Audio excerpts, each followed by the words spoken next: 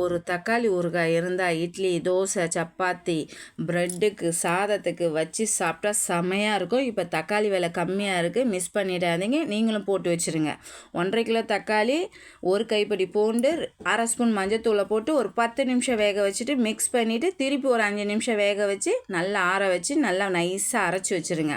1 spoon வெந்தயம், 1/2 spoon கடுகை நல்லா வறுத்துட்டு பொடி பண்ணி வச்சுக்கோங்க. அரைச்ச தக்காளி கூட பொடி பண்ண வெந்தயத்தை சேர்த்துட்டு தேவையான உப்பு சேர்த்துக்கோங்க. 5 ஸ்பூன் வெறும் மிளகாத்தூள், 1 ஸ்பூன் நாட்டு சர்க்கரையை போட்டு 75 கிராம் புளியை போட்டு திருப்பி அரைச்சிடுங்க.